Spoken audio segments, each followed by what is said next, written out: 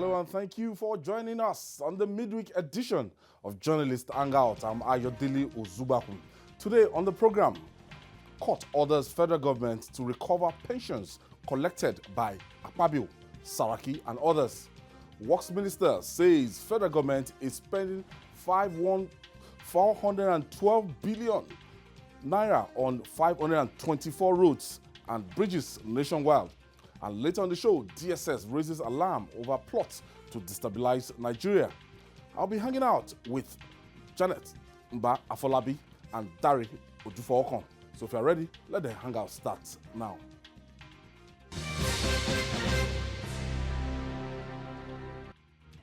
Thank you for staying with us for some time now.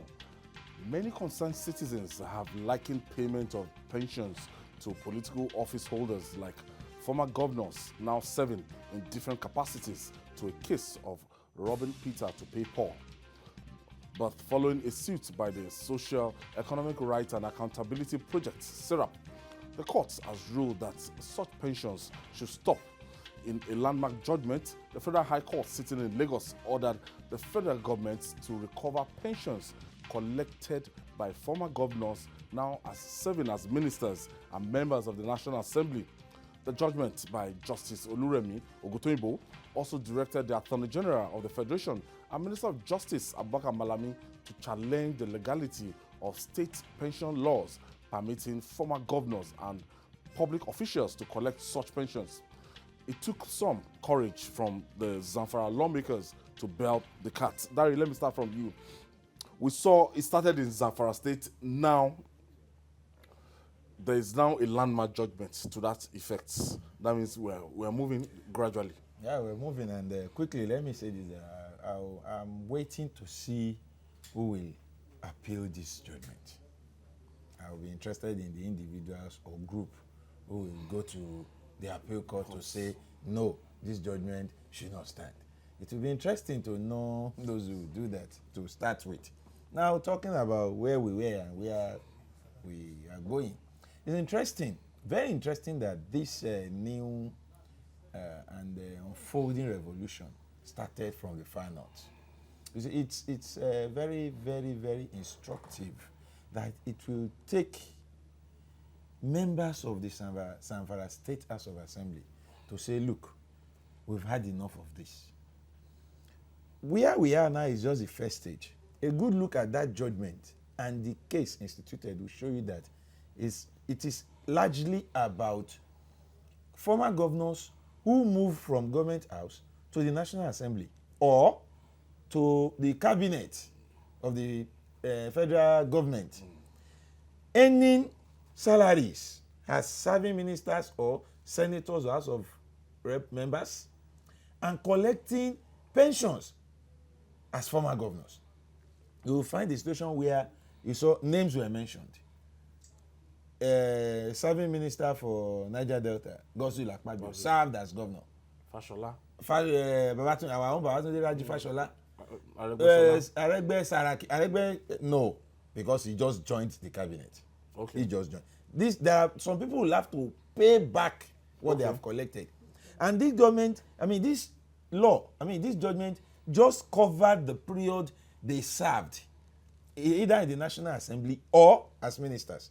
The moment they stop serving in those capacities, until we move to this next stage, they will go back to drawing money. This is just about you not being entitled to two payments from the same post. You are being paid as a former governor. You are being paid as a serving senator or minister. It is good that we are gradually finding people and groups and organizations who will challenge what is obviously not good.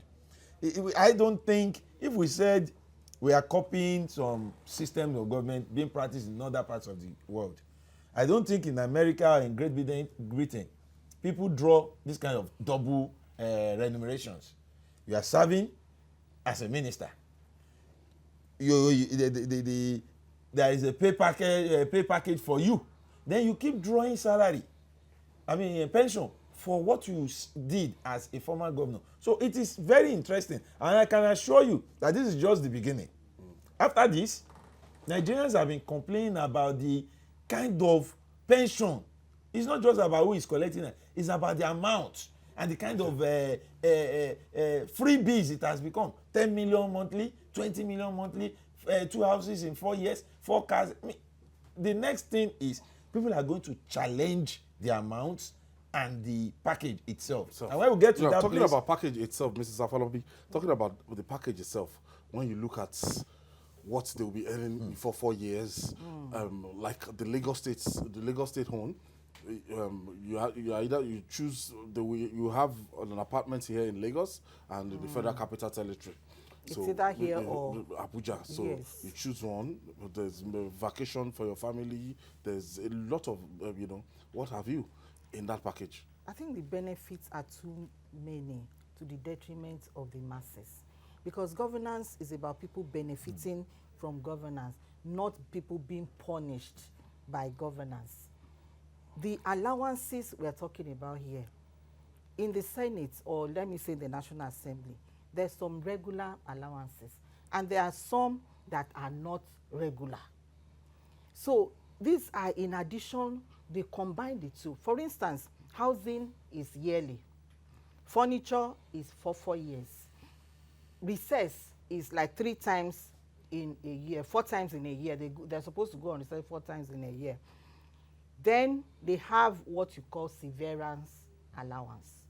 Do you want me to explain what severance allowance? No, most Nigerians. Okay, most of okay. So their own severance allowance for this category of people that we are talking about is about 1.3 billion.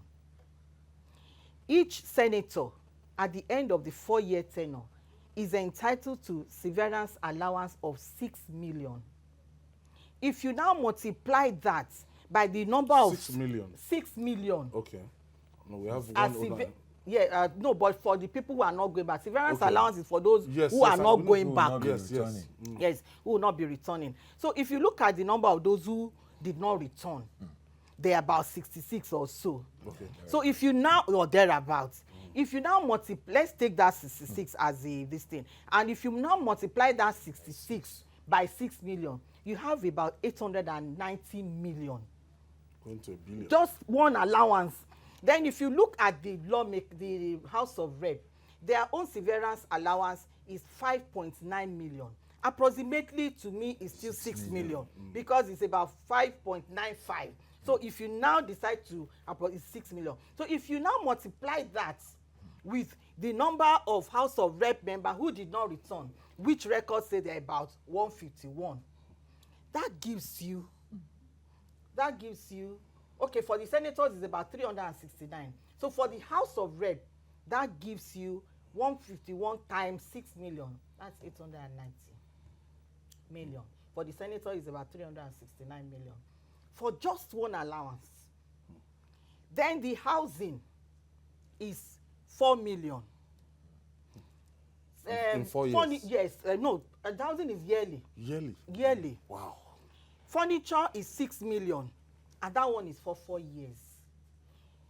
Recess is about 800 and something, depending on how many of them are going on recess. So if you add all these allowances, you see that there's so much being spent on these people, and there have been escalating voices over 2 or 3 years saying that make National Assembly unattractive. The allowances are too many.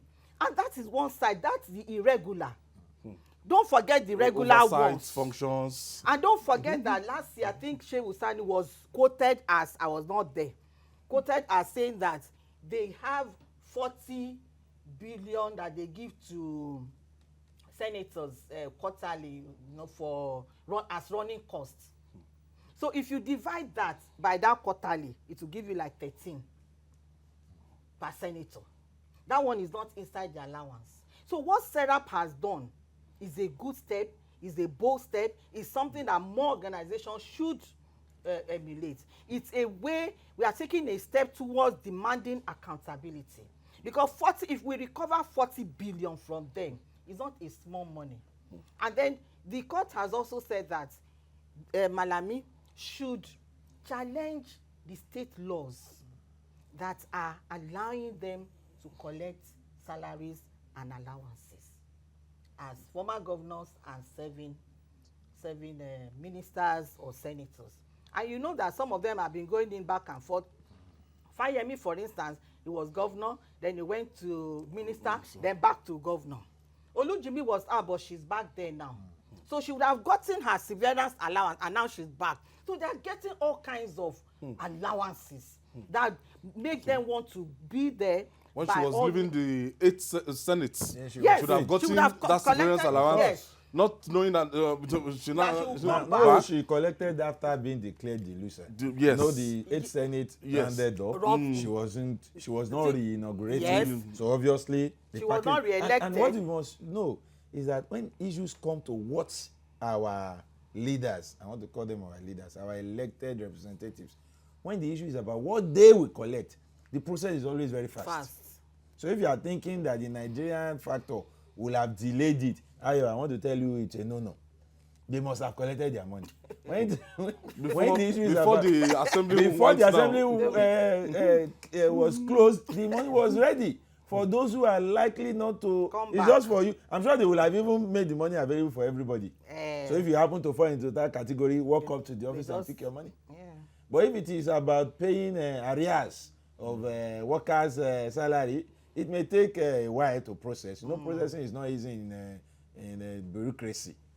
But there is no bureaucracy when the issue is about giving our leaders their dues. Now, when you look at from a state like Zamfara State, we said it on the program last week, that below the Keda there in terms of one of the most poorest states in Nigeria.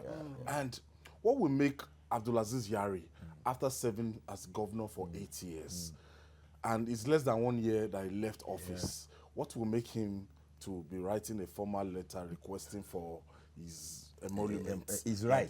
His right, so-called right. Because he said, he was quoted to have said, the last time he ended that entitlement was in June. Yes. June. And 10 million naira, amounting to 120 million naira a year after finishing 8 years as a governor. Thank you. Anyway, let me. Was he broke? Let's look at it. It's not about being broke. It's about trying to enshrine that system. It is not about Yari alone. He got it in May, according to him. He got it in June. Then July, it stopped up till now. He didn't pay himself in June. Assuming without conceding that he left office in May, on May 29th. So he probably paid himself for May. He could have made the arrangement down and just collect 3 days later. It will just be posted to his bank account. They do it. But somebody paid him in June. This new governor is the one in charge. Was the one in charge as at June. So he was paid. Now, if you take a look at Zamfara, there are people in Zamfara, former governors who even served old Sokoto State as governors, who could have said when the law, and this law was enacted to take care of not just the governors, former deputy governors who benefit, former speakers, former deputy speakers, and even former House of Assembly members who get 50,000 naira every month in the same law. So it's an all-encompassing. Thank you. It's an all-encompassing freebie that everybody will benefit from. So Yari was writing. I have a caller from Abuja. Okay. Thank you for joining us. Hello. Hello. Yes, go ahead with your contribution. Thank you for joining us. Good evening. My name is Chris. Chris, good evening. Yes. All right. I'm calling from Abuja. All right, go ahead with your contribution. Thank you. Please, good evening all. Janet and good evening. Another colleague there. Good evening. The court ruling, I must tell you, a good step will be that issue. We must encourage people not to relent in speaking out this impunity. I heard Mrs. Janet the salaries and I'm having a challenge in this audio. I can't. Maybe you have to call back. The audio is not too good. Yeah, I was saying Yari was not writing just for himself. was writing on behalf of all the beneficiaries of this arrangement. Because before the law was passed, like I said, there are elder statements in that state. Elder statement. Who could have said, no, we don't need this kind of law. But the law was passed. They've been benefiting. Now, this new governor. And what is the reason offered by the new governor? He's saying, look, with the kind of indebtedness he inherited and the wage bill of this very, very poor state, Very low IGR. Low IGR, and the insecurity challenges he will have to face, he feels he needs all the money he can muster to face those challenges. He stopped paying. I'm sure before the letter was written, there were underground communications. The guy provided said, look, we won't pay this money. And Yari must have said, look, it is law, you have to pay. And he made good his threat. He wrote an open letter expecting Nigerians to chastise Mr. Governor for denying his predecessor his right. But unfortunately, Mr. Governor and members of his House of Assembly were well prepared for the battle ahead. And they did just the needful. They went back to exactly the place where the law was made. And the law was repealed. Now, there is no law to back Yari's claim to that money. Zamfara has freed itself from that burden. It is just left. So if we begin to look at whether the man was broke or is broke for asking for that money, we will miss the point. The point is they all see it as entitlement. I served my people. My people must continue to serve me till I die. That mentality is what is worrying. If we make public office less attractive, you will discover that it is retirees who have done well in active service and have retired at the age of 55 or 60 who will be elected into most of these positions. And then we'll be able to now use our money for better purposes. Okay, let's see. Even though if you are in office and the perks of office as a governor, what you stand to even benefit for 4 years in entertainment allowance, your security vote, nobody asks you on how to you are spending it, and we have some states their security votes amount to almost several hundreds of millions in a month. So after said and done, you want to go back, you want to go to the National Assembly, and you still want to get any money from that state. I think they are going to National Assembly should even be like service to humanity. You know, they should go there as volunteers. They should not be paid. They should not be paid. Go there as volunteers. Yeah. Go there and offer experience that you had from your various states. Go there and advisory, consultants, you know. Not that you go there and you see be paid salaries, being paid allowances upon all the ones you have allegedly looted. Because if it were a system that is built on honesty, you will assume that this man did not loot, he doesn't have a house, doesn't have anything. But in a country like Nigeria, I know corruption is everywhere in the world, but it varies in magnitude and manifestation. We have seen the magnitude in Nigeria and we have seen the serious manifestation in Nigeria also. So it cannot be assumed that they do not have a house. So why would they now want to build them a house in Abuja or Lagos? And it's not going to be a small house, it's going to be a mansion.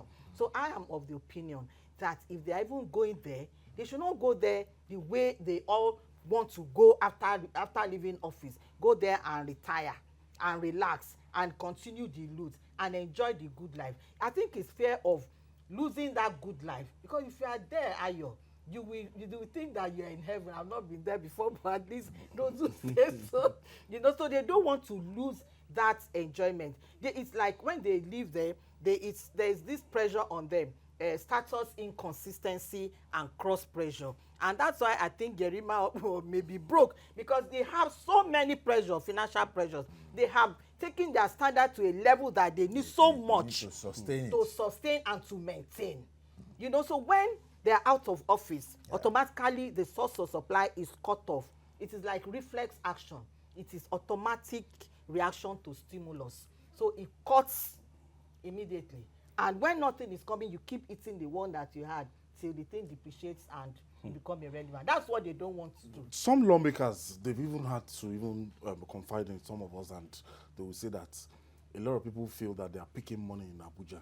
that their constituents, they expect them to some of them will say, oh, my son is getting married, so my wife is in hospital, that they work out like the executive. Some of them, they will even expect them to tar the road leading to their areas, provide water, and some Nigerians don't really understand their function, that they are lawmakers. Well, they are the one who make us feel that way. If you pick the newspaper on a daily basis, and you just, some papers have these inside National Assembly pages, all you get to read there is about money being allocated here, being given to these people. So if we keep reading about how they get so much money allocated to the National and Assembly, by the time the committees they distribute the committees, and then they tell us some committees are juicy. Yes, we didn't create those words. They did. We saw lawmakers fighting themselves over juicy committees. So if I'm to interpret the word juicy for my own rep, and eventually he comes out and said I got that position that is juicy, I expect him to come on with juice. So if he's coming up with juice, that is coming up with who's the rep now? Well, I have a young man representing me, Jimmy Benson. Oh, Jimmy Benson is our friend. I think he's the chairman, House Committee on Defense. And then yes. we are feeling the impact Jimmy because Benson. we had security issues. Okay. His chairmanship of the defense has helped. It could now help with liaising with the soldiers more. You know, okay. Some of these miscreants fear soldiers more than policemen. Okay. So now you call Jimmy, we have this issue in this area, and he will tell you, I'll get back to you. And before you know it, the commandant or commander some time ago, we got discussing and they told me about the lofty projects. Yes, I had the to commander of the barracks will just call you. Where is the location? So we are benefiting from his own juice. Okay. In that. Okay. So Fale is calling us. So you are part of the parasites. Yes, but not in the area of money. Okay. No, not in the area of money. But if he uses such position to better, but you about what you asked. Fale is calling us from Lagos. Let's say Fale first. Thank you for joining us, Fale. Okay. Hello. Yes, go ahead with your contribution, Fale. Yeah, greetings to the contributions. All right. Yeah, I just want to, my contribution that we should address these things once and for all. We are not being sincere with ourselves. This is a pure fraud. It's example, we are working at a Zenith Bank. You left and you get a job, let's say GTB. And then you are collecting salary at GTB. At the same time, the HR there is sending salary to you. It's a pure fraud. Let us address it once and for all. If we are serious, all these people are supposed to have been rounded up. That's because we are not a serious country, and that is why these are just going things for granted. If these were arrested and made to face what they have done, nobody will do it again. But because this is Nigeria, we just play, we say it, and we just cover it, and everything will go like that. These people should be arrested. They have committed fraud against Nigeria. Thank you. Thank you, Fala, for your contribution. I think we need to clarify something there. I think it's a systemic problem. It's not up to that fraud point, on their own part. The court said it is wrong. They have up to now, they say have state laws empowering them to collect this thing. And most of them did not make those laws. Yes. They inherited the laws. So to say they have committed fraud may not be too right. Yes. Yes, the court said it is wrong.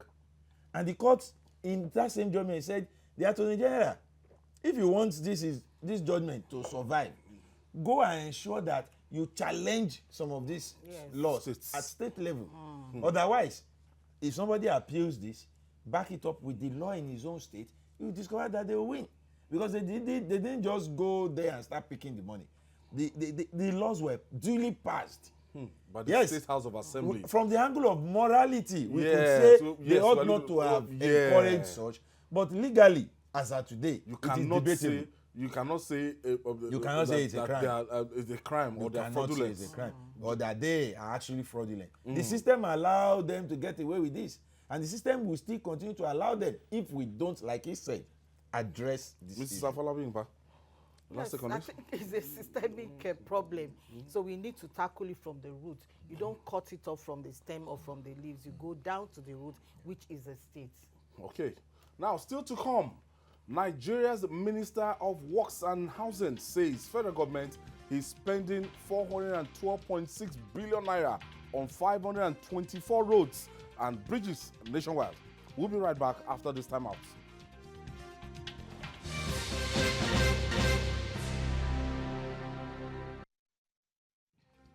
Welcome back. This is Journalist Hangout. We're reaching you live from Television Continental.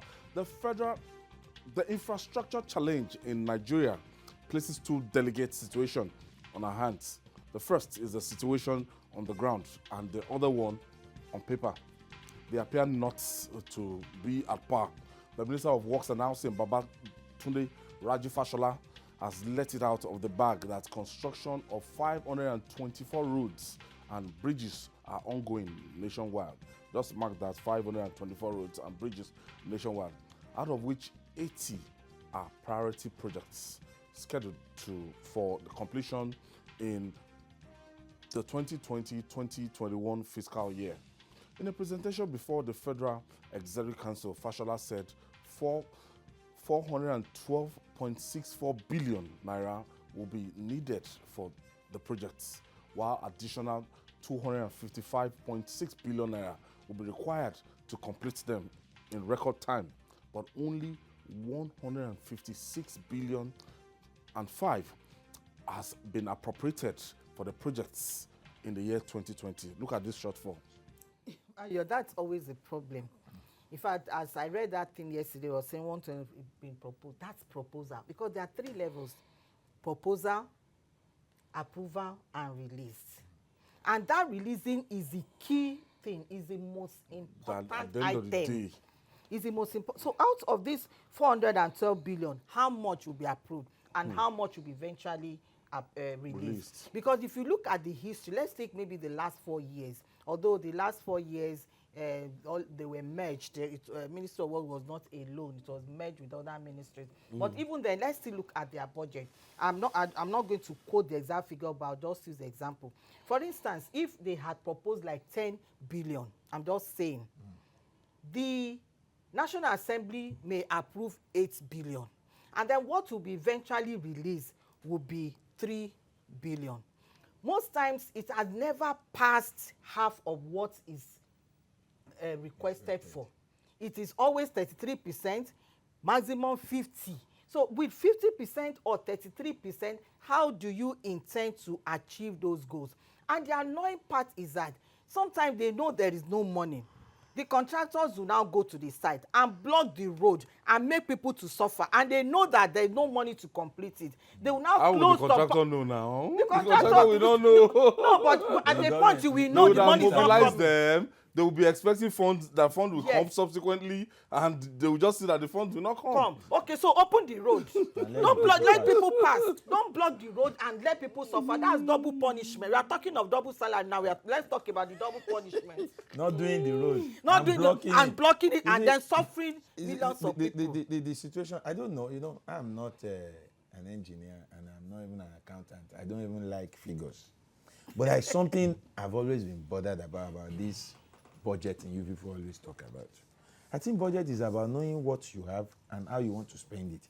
But in Nigeria, in my own opinion, it's vice versa. They need 412.6 billion for identified 80 priority projects. Yes. To be completed. I mean, for them to start. They will require 255 extra to complete it. That's about 600 and something billion. For the 2020-2021 fiscal year, I want to believe that should be a year. But assuming without even considering that it's even 2 years budget, if you had 157 twice, you just have a little over 300. And here for just 80 projects, you have 600 and something. My take is, why is it difficult for them to know what will be given to the ministry first and just restrict themselves to spending that amount? Do you know the implication of what we have on this paper? This is the reason for so many abandoned projects all over the place. You go ahead, mobilize contractors. Madam was talking about the money not being there. What usually happen, is that they get their friend, the contractors, pay them mobilization fee. Dari, do you know that was why Nigerians actually reacted so angrily to the statement credited to the minister sometimes ago? That because the roads are not in such are not as bad as people are saying. Yes, because on the paper, both projects have been done. From what he is reading, what he's seeing, because those projects have been people done. are experiencing. But you're not supposed to inspect it and commission. Well, unfortunately, What if you move from here? Let's say you move from here to like Ekiti States. The number of hours normally it shouldn't take you 3 2 hours, 4 hours. then you are spending 6 hours. Now, Because of the state of the roads. And the minister says, because from the reports and the papers on his table, they are really not as bad. You said it in your intro. What is on ground and what is on paper. AY, that is the problem in this country. A lot of things have been fixed on paper our roads are terrible. that are not fixed on ground. And if we continue to have a situation whereby every year we propose projects of 400 billion and we approve 150 billion and we release 60 billion, the only thing we will point out at the end of the day are abandoned projects. This government has been in office for 4 years. Fashola himself has been minister for 4 years. They should come and point to us 3 projects they started and concluded. Rather than starting various type of projects every year, I want to see a situation whereby next year, let them just tell us where the level of completion of these projects and allocate money to complete them. They should stop fresh projects. Look at the hardship Lagos-Ibadan Expressway is causing. Put us. You that know go how many years through we've been on that? Mba-Afolabi. Since Jonathan's era, we've been on that. We did 4 years of Buhari. We are still on it now. And then we are starting new ones somewhere in the interior that all they will do is, somebody wrote something on Facebook today that a road was commissioned last week somewhere. And by Monday, the contractors moved their materials away from site. After collecting, obviously, mobilization fee. What they do with some of these things from some of the reports we've written in the past, researches we had to do, is that they get the companies mobilized. When you talk about mobilization fee in Nigeria, it runs into billions. We want to mobilize it to site, take 2 billion, and then they leave the site. I have a caller from Osun State. Biodun is calling us from Osun State. Thank you for joining us, Biodun. Good evening, how are you? Very well. That's very good. This was talking about our people, when they say the money they spend, they release to them is not enough for them to be able to carry out with their projects. I also believe that sometimes they don't actually release the money to them enough, and the people they mobilize to the site will not be able to do anything. And when they mobilize to the site, they pay the money for the mobilization, and the contractor will disappear after that. And each time you want to apprehend the contractors, they say they are not being paid whatever remaining for them. So I think it's also another avenue to perpetrate fraud on our system. And for you to say that you are doing 500 and something roads at this amount, I think it's also another means of fraud. Pick a road and finish it. Pick on that road and finish it. Or maybe in the vertical zone, pick some roads and let's see you doing it. I don't know how you. There's a road from Kaduna via Beningwari to Ilorin. That is the shortest link from the northwest to the southwest, the southwest, the shortest link. But you see this road for more than 6, 7, 8 years. It has always been like that. But the place has been abandoned. So, and the same minister would now say that the road is not as bad as the people talk about it. A journey of 6 hours, and I will take it 13, 14 hours. If you are coming from Kaduna to Ilorin now, you spend 13 hours. Thank you, Biodun. Thank you for your contribution. Biodun was trying to just mirror what we had on Nigerian roads, and for fashion, a lot of people, they even, if it's possible, somebody like me, I avoid traveling, around, by road because I know the stress. I can't even stand driving around like that, but if you have to fly too, it's expensive within, and sometimes those airlines do it. But even intra-city roads, how good are they? Terrible. How good are they? In Lagos now, you can spend 5 hours in traffic. Well, that's why before the program, we were talking about Lagos roads, and we said, if Mr. Governor, in the last 2 weeks, I've seen him moving from one place to another, commissioning takeoff of is it flagging off now? Flagging off construction because we don't even know which words to use. Construction of roads.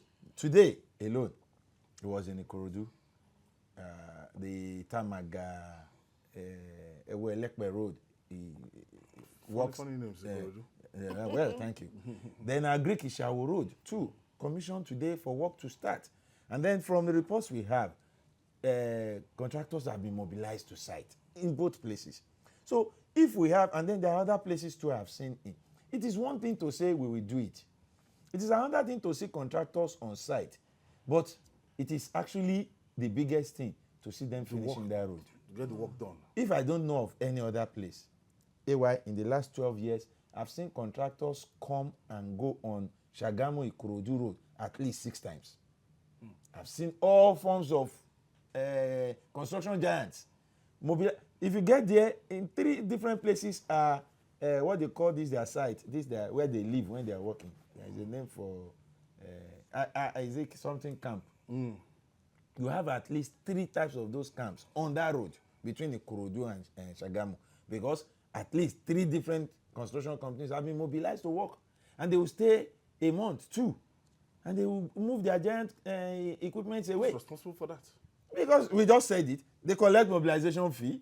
The minister will tell them money has no longer been released, and they won't stay there forever. They have workers to pay too, and then that mobilization fee of some billions goes down the drain just like that until next time out another company or the same company is mobilized again, and then it goes down the drain. Okay, if you are talking about Lagos Badagry Express Road, when you now cross over to the border and you now get to small Republic of Benin, And you see how beautiful that road is. Their own Portion of that road. portion of that road. But the last time I went to that road, I passed through that road, I regretted it. The Nigerian side. Nigerian Nigerian side. The Nigerian side has just been drive, released. just drive from Maltu. Agboju to Koko, Oh, and be man. going in that direction. That's- And the names are also very funny. Yeah. Ibalasu. Vos. Oh, yes. Well, it's unfortunate that it has to be that way because that route is not supposed to be like that, considering the fact that it's a border route. Yeah. You know, so Talking but about now infrastructural decay. decay and non-development. You know, I don't know whether to use politics has really come to destroy a lot of projects that ordinarily should be so basic that we don't have to talk about it. Roads should be basic. Power, that's light, should be very basic. Water let's even leave water. A lot of people are doing borehole, but in the rural areas, how many can afford to do borehole? So development is arrested, is truncated, and it still boils down to corruption. You know, they said contractors will collect mobilization and go. Mowe, that overhead bridge and around that Mowe bus stop, that project had been on for 2 years because I remember vividly because that Mowe was where the headquarters, the NYSC office for my son. So I remember going there all the time. And up till now, it's still the same. No, it's not even in progress. No, it's work in stagnation. I have Captain Paul from Abuja. Thank you for joining us. Good evening and compliments to everybody in the house. Good evening. Yes, I'll go straight to the point. Regards Janet and my very amazing brother in classes. I keep forgetting your name. Dari Odufowokan. Straight to the point. Janet already mentioned it. We have 412 billion that the minister said will be released, but technically only 33% of that money will actually come out.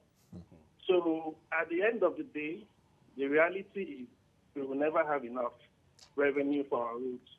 So my question is, why can't we use them as they're using in Apapa, where can take one of these companies, takes over the road and get tax rebate? Thank you. Another one. Yeah. Because why we don't have solution to all this and we expect government to do everything for us? The same thing we have people that their own is everlasting aluta. Now, now, is it possible to hand over some of this road to private investors that will actually, that will actually maintain these roads? overhaul this road and they take toll on them. I think that, there are different types of roads, Ayo. So the federal government road is the trunk A.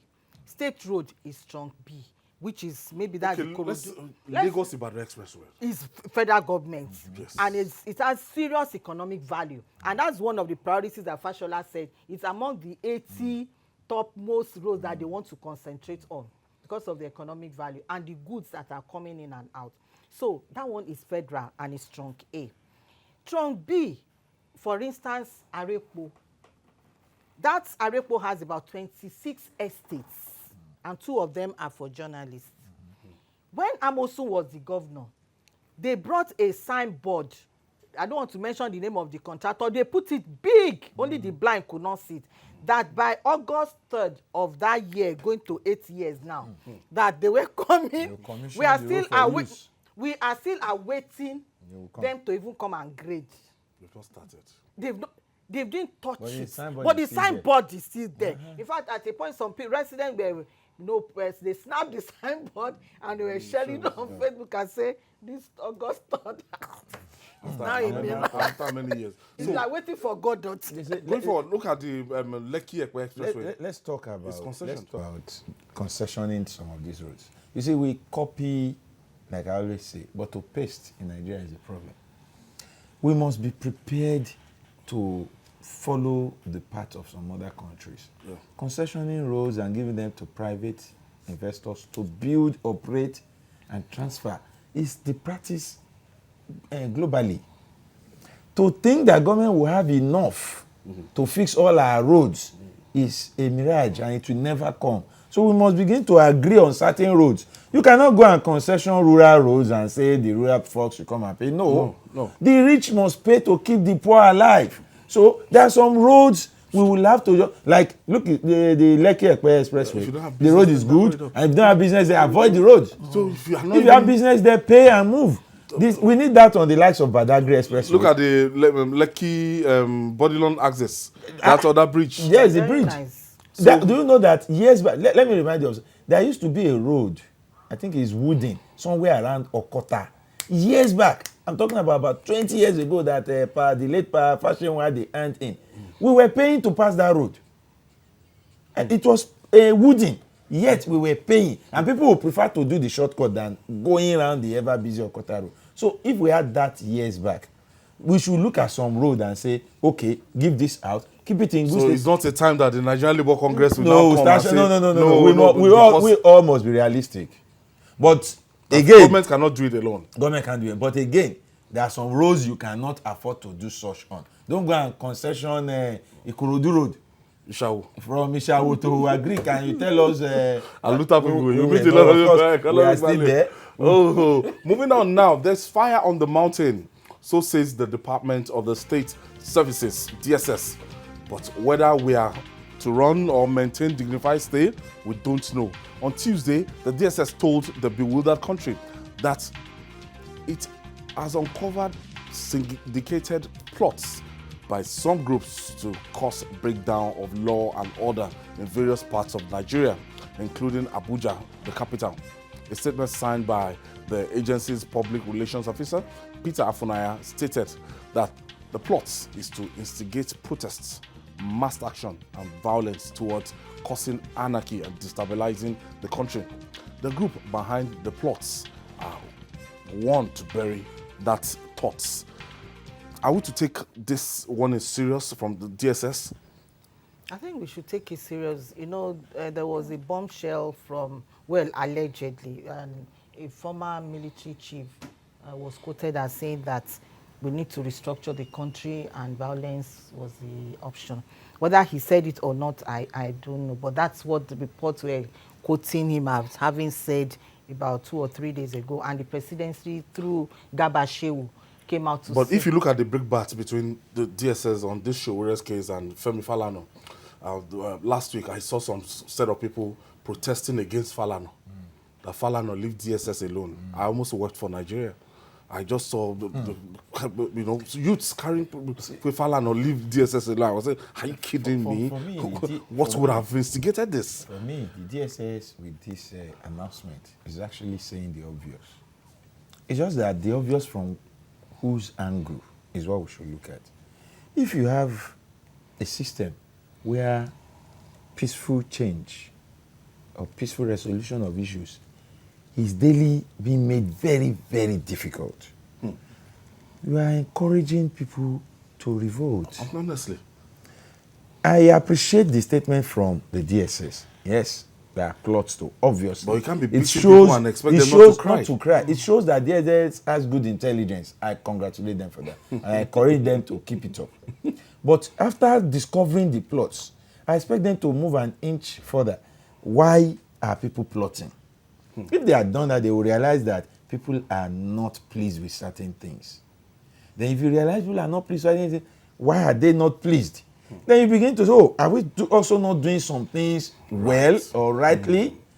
If you begin to adjust those things, if the court of the land says release somebody and you are keeping this person against all known norms, don't forget that here is somebody who has contested an election. Even if he scored 30 votes, it means that 30 people in Nigeria want him free.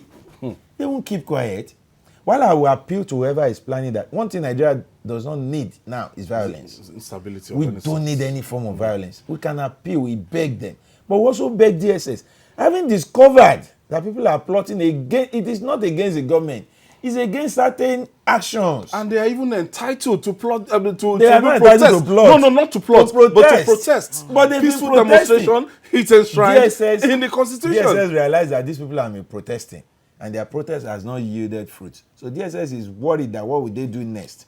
DSS is trying to warn us of what they are likely to do next. We are now telling DSS, your discoveries are great, your intelligence wonderful, but look deeper.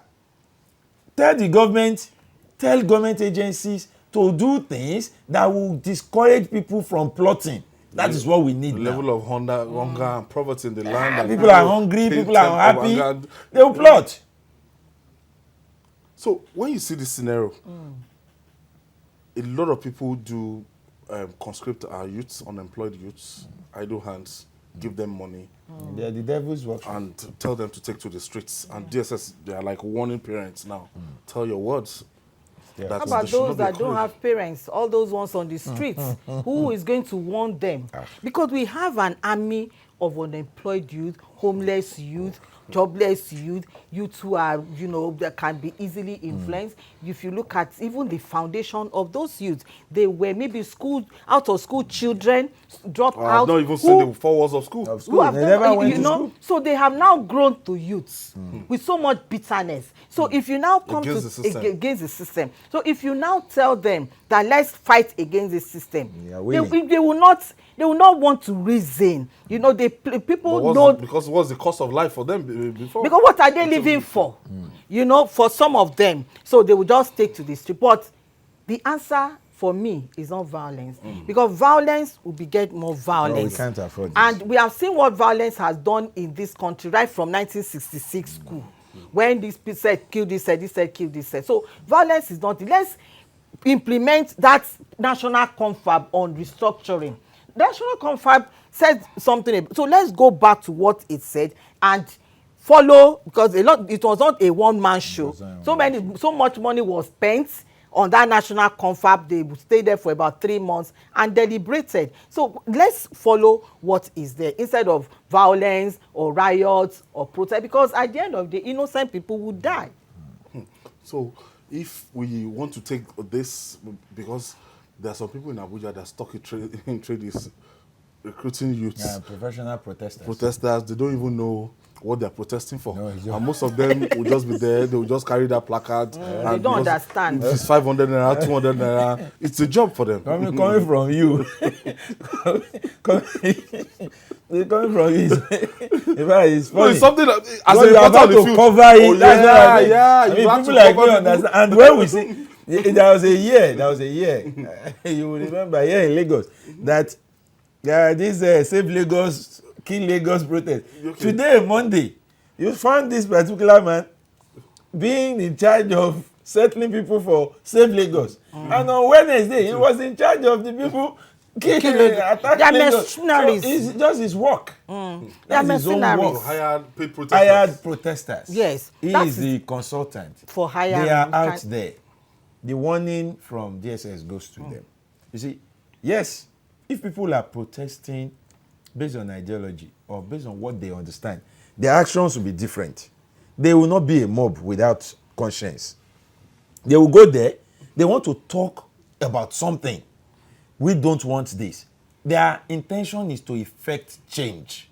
But when you employ or hire people to just come and protest, and it is when they get there, you give them the placard, they will try to read it. Oh, it's about minimum wage, all right. And they don't understand. So their intention will be to damage. So we must avoid a situation whereby we place our national hope in the hands of people who don't understand what the arguments are.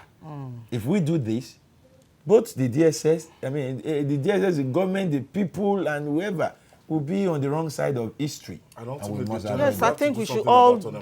Yes, and we must all join hands to make sure that this democracy grows, not destroyed. Yeah. This democracy should not be truncated. We should allow it to keep progressing so that we can reap the benefit. It may be rough now, but the solution is definitely not by violence. Say no to violence. Say no to violence. I want to thank you, Dario Odufowokan. Janet Mba-Afolabi, thank you so much.